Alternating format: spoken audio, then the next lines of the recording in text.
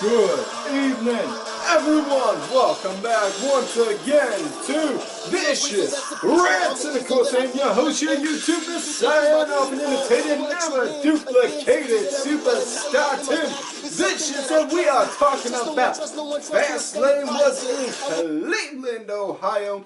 Not that far from the Vicious Studios. Now, I was cordially invited. However, I had to respectfully decline because I still have some conflicting issues with the old man because, well, some time ago he wanted to buy out the show. I wasn't, and well, yeah, big schmaz on that. But anyways, Fastlane, I thought it was a fairly decent show. I don't want to say swerve, bro, because I wouldn't say there was a lot of swerves, but a lot of stuff that you were like, well, shit, what the fuck? You know, like you just didn't expect. You know? So, now, also, before I get into that, a couple things do want to highlight that happened on it. One, the Rey Mysterio Almas match, that got scrapped.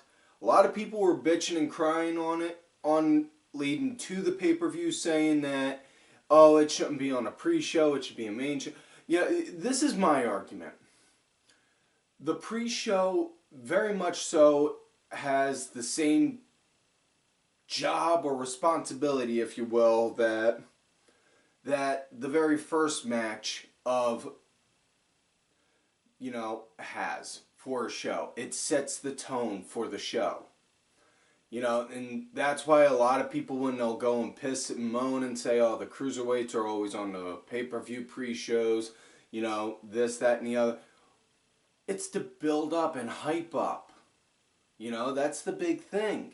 No different than when WCW. You look back at WCW pay-per-views from like 97, 98, 99 and shit like that. Every fucking time, their first match, 9 out of 10 times, was a fucking cruiserweight match. You know why? Because that was the fucking build-up to get the fans excited. They came to see, they came to see Hulk Hogan in the main event, but they stayed to see these guys in the beginning and just be like, wow. Same concept. That's what it is, plain and simple. Yep. Now, that said, like I said, Mysterio Almas, that got scrapped off the pre-show, and instead they got moved to the main show because it is now a fatal four-way for the United States title. Mysterio Almas, Truth, Samoa Joe, who did win the title the SmackDown before the pay-per-view. So, we'll get into that when that match comes up. First up, pre-show, Nakamura, Rusev going against New Day. Big E and Xavier Woods, they wound up saying on the pre-show, they had some crony come up to Kofi and say, listen, Kofi, Vince wants to see it. It's in regards to the WWE Championship. Need you at his office. So, now, as far as this match goes, Woods, he was pretty much the team punching bag, but yeah, I gotta tell you, I kind of like the idea of Rusev and Nakamura. Because, you got Nakamura, obviously, King of Strong style, he does have a fucking good work, he's fucking amazing with the way he works. And then you got Rusev, who's a big guy, but he can throw out fucking moves that normally guys his size and build don't fucking do. And it's freaking amazing. Honestly, I would like to see them get a title shot. I'd like to see them with the titles and see where they go with it. Yep, and a lot of times people will shit on the idea of random pairing with a tag team. Well, sometimes when the old saying goes, creative has nothing for you, they'll just say, okay, we're going to put you and you together. Sometimes that's a blessing in disguise when that happens. Let's just hope this is the case. Now, it was a fairly decent match, Now, I know I just made the argument a minute ago saying that it's their job to hype the crowd up. not so much, but it was enough to get the people going like, oh, cool. I mean, it wasn't like a, whoa, awesome kind of feel, but yeah. Anyways, Big E, he wound up getting a hot tag, and he started cleaning up house. The big thing that I took away from this was on like I was saying, how much I dug Rusev and Nakamura. Loved on how they were leading the match. I absolutely love that classic heel. Have them be the quarterbacks, call the match. You know, and it was just so beautiful with that. Now, match wound up coming to an end with Big E hitting that spike big ending that they do on Rusev. Get the 1, 2, 3. That was it. So yeah. Now on to the main show. Shane McMahon and Miz going against the Usos. They start out, and Miz and Shane, they led at the start, but yeah, as it went on, the Usos started picking up the pace. Shane wound up being a team punching bag. One thing though, my big takeaway from this was I was really impressed that Miz, he was pulling out some moves you don't normally see him do. Like he was doing a freaking, like he did a springboard axe handle, going off the top, doing a big crossbody, shit like that. It's not normally stuff you see him do. You know? I was fairly impressed just seeing him like, okay, hey, you can pull out those big money moves for like matches that you say you're up against balls to the wall on. And of course, the biggest highlight of this match was Miz Dad in the corner. And seriously? Seriously, guys? I asked if we could get a stand-in for Miz Dad to be right here for that setup. What the hell? Fucking production crew, man. Anyways, Miz Dad was there. That's always a big, huge laugh. Miz Dad, he tickles my funny bone. I can't point out why, but he does. You know, but like I said, Shane, he was the team punch bag. Miz, when he got the hot tag in, he worked good. He worked hot. And really liked it. Dug the match. I thought this was a good, solid opening match. Match wound up coming to an end with the Usos countering Miz doing a... Miz, he wound up doing a splash. Like I was saying, he pulling out moves that he normally don't do. And Uso 1 or 2, I can't tell them apart, so I just call them that. Wound up reversing it, doing a roll-up, 1, 2, 3. That was it. So, your winners and still tag team champions, Usos. Afterwards, Cleveland gave a big round of applause for their shining star, Mike and Shane. They went over to Miz Dad, said sorry we lost it. And then Shane, boom, proceeded to beat the shit out of Miz. And then wound up grabbing Miz's dad, just like this, saying that, you know, talking shit to him. And Shane put on quite possibly one of the worst triangle chokes I think I've ever seen.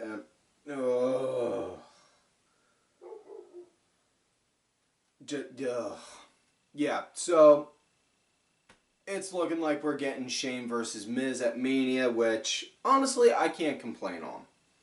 I think that'd be a half-decent match. Next up, this match damn near made me have to call my cardiologist to get a frickin' pacemaker put in. Whew. Oh, dear Lord. Mandy Rose versus my future third ex-wife, Asuka, and... Asuka leading at the start. Mandy, she kind of carried the pace in the way it went. I gotta say, you know, now obviously no one has ever credited Mandy Rose for saying she was like a technical wizard or, you know, as amazing in the ring as like Sarah Del Rey or any other woman wrestler. You know, but honestly, and this is where you guys can all leave the angry all caps rage comments down below, but dare I say this was, in my opinion, probably Mandy's best match to date. Come at me if you want for that. Now, short-lived match, and the time for it was as it was. It deserved the time that it had. Match wound up coming to an end when Sonya Deville went to lift up the skirt on the ring apron, went to go and pull out a Singapore cane. Next thing you know, Asuka threw Mandy on the ropes, tripped on the skirt as it was there. Next thing you know, Asuka, wham! Foot met face, then down. 1, 2, 3, that was it, and whew, oh dear Lord in heaven. Like I said, whew. If there was ever a time to relate to Corey Graves, it's when Mandy Rose comes out, because the second somebody starts talking to me, I'm just like, shut up and let me enjoy this moment. Yeah. So next up, they go, now, before this match happened, they cut to the back. They show Woods and E meeting up with Kofi outside of Vince's office. They're like, Kofi, what's going on, man? They call you back. It's like, I've been waiting out here. It's like, dude, that was on the pre-show. That was over a half hour ago. You haven't been seen yet? You're still waiting out here? Come on.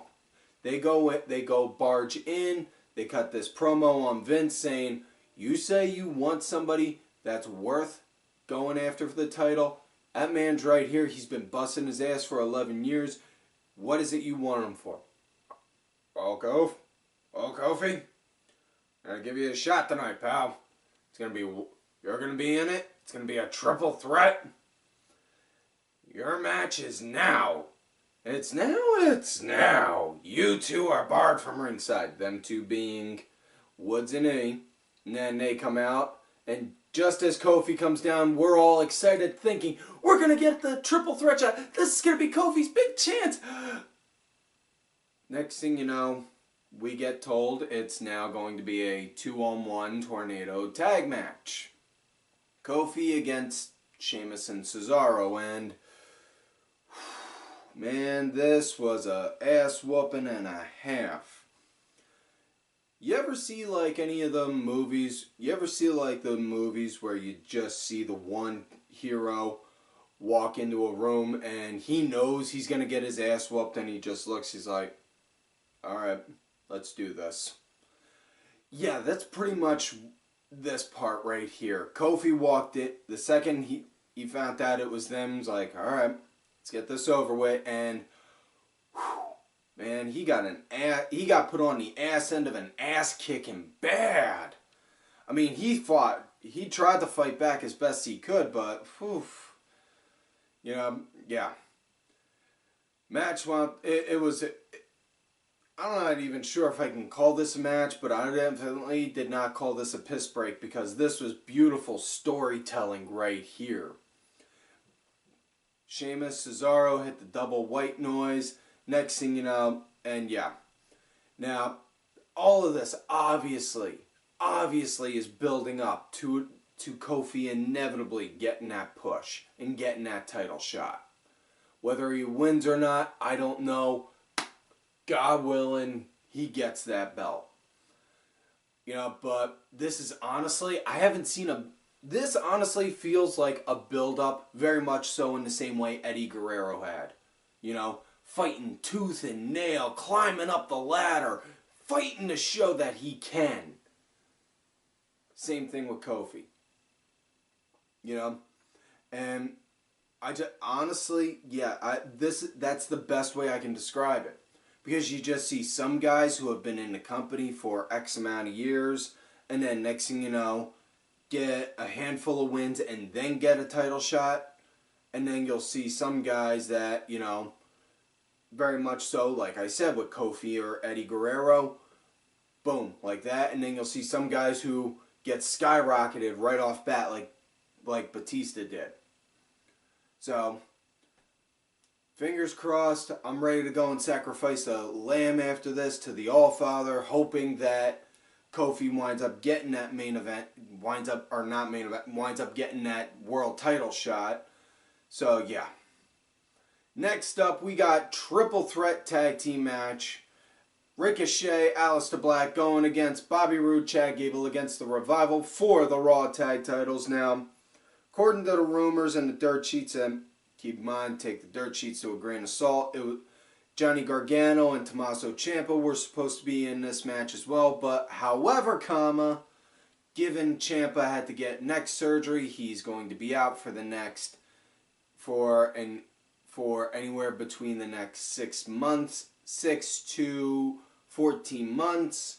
We all here at the Vicious Studios wish Tommy Sports Entertainment a very speedy recovery, but so obvious reasons they've kind of downplayed the idea of Gargano and Ciampa being call-ups. So, with that said, this nice action all around. What I really dug was on how the Revival wound up having Ricochet grounded for a while and wound up making him or not even just the Revival, but just in general on how Ricochet was the one that got grounded and was played as the punching bag. Because it was just like, well, yeah, he's a hot commodity, he's a high flyer, and it's hard to keep him down, but hey, they got him down. That was my takeaway on it. Now, Black, he got the hot tag in, and then the action picked up even more. It was just it was action. Now, I'm not normally a fan of matches where, everyone has to go and get their shit in, because I think, with wrestling, with storytelling, have one person work to get their shit in, have another person fighting to try to. That way make one have the one that does get it if they're the heel. They're the evil dastardly villain. If it's the face, they're conquering the evil dastardly villain. But with this one, I was fucking all for it because just on how damn good the action was. On how damn good the action was all around, that the fact that with it, I was like, damn, okay, I'll go with this. That's awesome. And at one point, Ricochet, he freaking flew over the ring post. Like, he went over like that. So, yeah, that was pretty awesome. That match wound up coming to an end when, as Ricochet did that, Chad Gable tagged himself in, started working on Dawson. After a minute, Dawson got thrown into the corner. Wilder tagged in. Next thing you know, boom! Shatter Machine. 1, 2, 3. That was it. The Revival are still the champs. And then, afterwards, Ricochet, Rude, and Gable, they squared off. So yeah. Now, next match, we got that fatal 4-way for the U.S. title. R-Truth coming out with Carmella, and can we just take a moment to appreciate on how, Carmella that night, man. Needed my heart pills again for that one. Andrade, Rey Mysterio, and then Samoa Joe. And one thing that I absolutely love about on how Samoa Joe carries himself is when he's a villain, when he's the bad guy, heel, however you want to phrase it, he doesn't portray himself in a villainous way. The way he does it, he sees himself as a good guy and everyone else is wrong, and that's the best fucking way to be a villain. It's not a matter of you're wrong. It's not a matter of you think I'm wrong. It's I'm right and you're wrong. That's the best kind of villain out there. You don't believe me? Look in a fucking history book and look at any historical war. 9 out of 10 times, those leaders, they all thought they were right and the other person was wrong. And, So, yeah. Joe, not only that, the way Joe carries himself as well. If you think he was fucking dangerous before he got a title, how dangerous do you think he's going to be now to fucking fight to keep the damn title? Now, Now on to the match. Action right at the start, a lot of good high-octane action all around. Everyone shined. Really liked the chemistry with Rey and Almas. I absolutely love that. Also wound up getting a little catfight action at one point. Zelina Vega, she tried to run interference in it. Next thing you know, Carmella saw it and was like, oh no you did not, and then next it was just like, cat, I swear I could hear Joey Styles yelling, cat fight, cat fight. That was just fucking awesome with that. Yeah. Now, match wound up coming to an end. When it started to look like Ray was picking up some momentum, looked like he was about to go and hit the 619 on Joe. Just as Ray comes in, Joe moves out the way. Ray spins around. Next thing you know, Joe, boom, grabs him, gets him in the Coquina clutch, chokes him out. So your winner and still United States champion, Samoa Joe. Like I said, Joe, if you thought he was dangerous fighting to get a title, how dangerous you think the man's going to be to keep the damn title? Now, that said, now, women's tag match. Sasha Banks and Baylley defending their women's tag titles against Tamina and Nia. And, man, I was not a fan of this match one bit. You know, if I wouldn't say this was a piss break, but this, like a popcorn match or a filler. It really just kind of did. I mean, Nia and Tamina, they were doing their power game. Baylley, she wound up working as the punching bag at the start, but it just, you know, just a lot of sloppy, you know, timing wasn't right on a lot of spots in the match. It was just, all around on that, and yeah, was not a fan of it. You know, not only that, I've already made my voice abundantly clear how I didn't like the idea of Baylley and Sasha being the first women tag champs for it. Honestly, I think it'd have been better if they'd have had heels win the titles first, so that way they can go and rub it in everyone's faces and, you know, make everyone angry, just to the point of, man, I just can't fucking wait until they lose them titles. And then have Sasha and Baylley win it at Mania, so that way it's just so much sweeter. Yeah, but it is what it is. That's my personal opinion. I ain't trying to sound like I'm doing armchair quarterback, and I'm just giving my 2 cents. This match wound up coming to an end with Baylley doing a Frankensteiner roll up on Nia, 1, 2, 3. That was it. Thank God. Now, next match. WWE title match. Kevin Owens, Daniel Bryan. Now, it is still a triple threat match. However, Kofi is not in it. And the third man, no, it's not Hulk Hogan, is Mustafa Ali. And the crowd goes mild.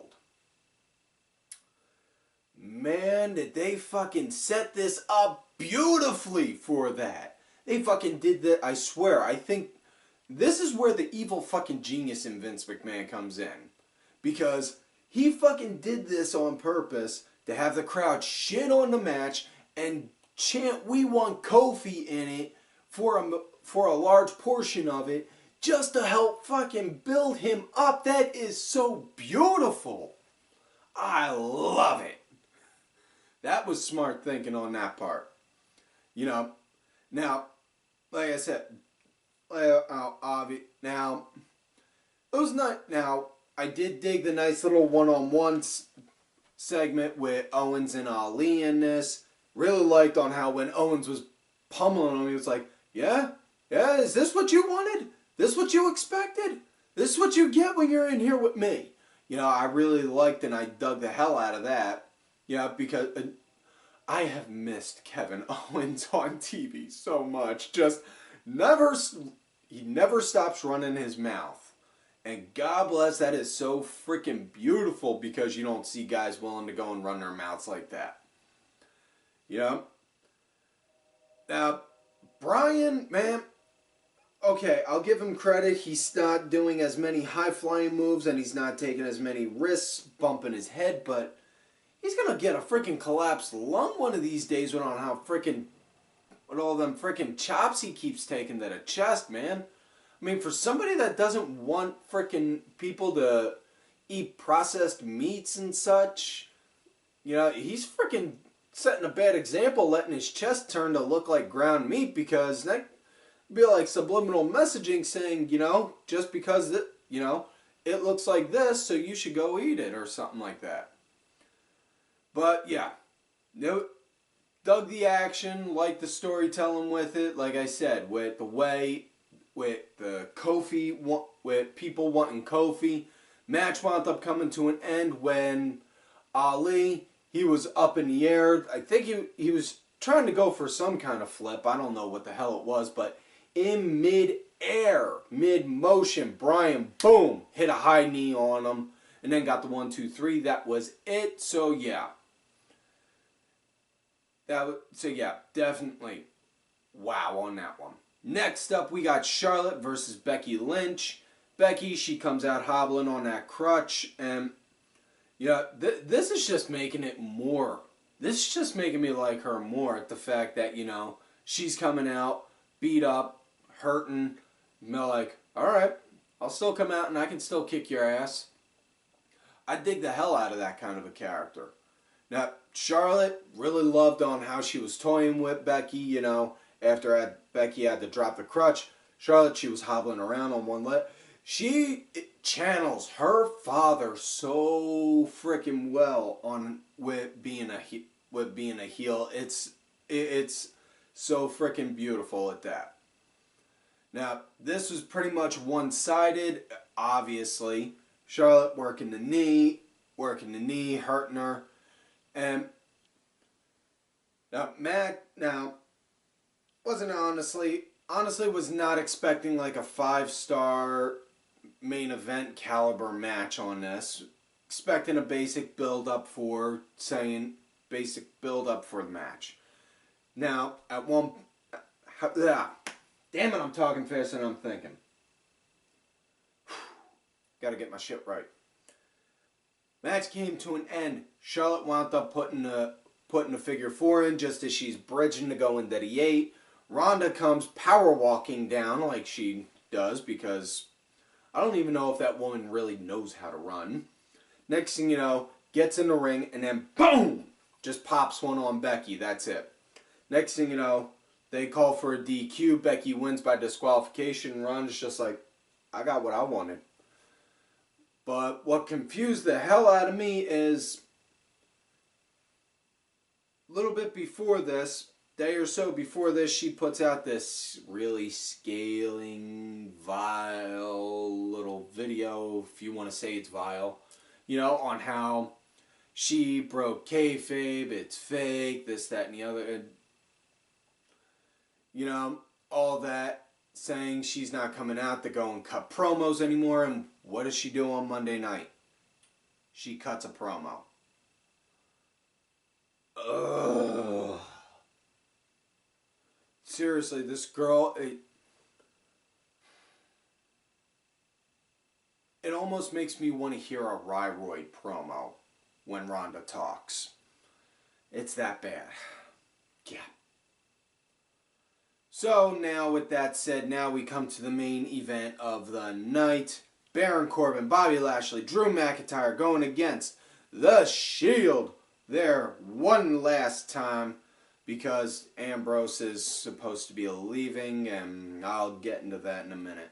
Now this nice pace, Roman I give mad credit to, because this was his first match back since announcing he's in remission. Did not look like he missed a step. He did not look like he missed a damn step. Seth and Dean, they wound up working as the team punching bags until eventually Seth, Dean, McIntyre, and Lashley, they started brawling out into the crowd, and Roman and Corbin were left in the ring. Now, Roman, man, like I said, he did not look like he missed a step. I freaking loved on how he was working out there. Now, Lashley wound up getting speared by Roman. McIntyre at one point got triple powerbombed through the Spanish table, which then left Corbin by his lonesome. He got the shit kicked out of him, and then he got triple powerbombed 1, 2, 3. That was it, and they ended the pay-per-view with them all doing the thing. The next night they come out, they all say, Roman says it was our one last time. Guys, I love you. It's going to be fun. I hope I see you down the road. And I'm paraphrasing, mind you, on it. And Roman, he's announced to have his first singles match tonight, or not tonight, on Raw. Damn it, it's another fucking botch. And just as Roman comes out, next thing you know, McIntyre, boom, kicks the shit out of him. And then they show Roman getting taken back to the trainer's room. Next thing you know, Dean sees him, goes and says, I want McIntyre, no holds barred, falls count anywhere. Alright, go. So they get that, and then Dean, he proceeds to go and put up a hell of a fight with McIntyre. And then Dean winds up losing the match. Now, I know some people are going to say that, oh, Ambrose is jobbing out. Dude, that's a fucking Smarky McSmarkerton-like thing to say. You know, just shut the fuck up. Seriously. Ambrose is getting more over now because of the fact that they said that he's fucking leaving. You know? Not only that, when the hell do they ever announce somebody's not renewing their contract? I mean, for crying out loud, seriously? You know, this screams freaking work all over it. Because you look at it from this perspective. From the time Roman left to get into treatment, Dean, he was slowly going on a downhill. And then, once Roman comes back, Shield's back, boom, up again. And then, and again, saying that they're leaving, going downhill again. Make it play out saying he's better and he's, you know, make it like he's better with his family. Even if he's not fighting with them, knowing that he's got his family there. It's fucking storytelling. You know? So yeah, that's it for this week's show, folks. So, like all normal, do not forget to like the video, subscribe to the channel, go back, watch some of the other episodes. Make sure y'all look for me on my Twitter at TimVicious. You also have another account if I get ghosted or I'm put in Twitter jail, Tim_Vicious. Also on that Facebook gimmick, Tim Ash. If you're going to look for me on my Facebook gimmick, let me know you found me on there from here or on my Twitter at TimVicious. I don't think you got your creep drum going. Also, folks, do not forget to follow all of these cool-ass cats right here on the Twitter. Axel Mulligan, Kenny Killer, my good brother, I am Danny Sunday, DSB_IV, Cranky Grandpa, Dazzy MWP, as well as Sergeant Curry Pants. Huge ups to my executive producer, Ali Ben, who provided the music for this week's show. Make sure y'all check it out. His music's on iTunes, Spotify. Details are down below. Also, if you want one of these sweet Ali Rewind shirts, hit me up so I can talk to Ali for you. Show that man some love and support. He puts a lot of work into this show. Folks, like I always tell you, you love me great, you hate me. Fuck this.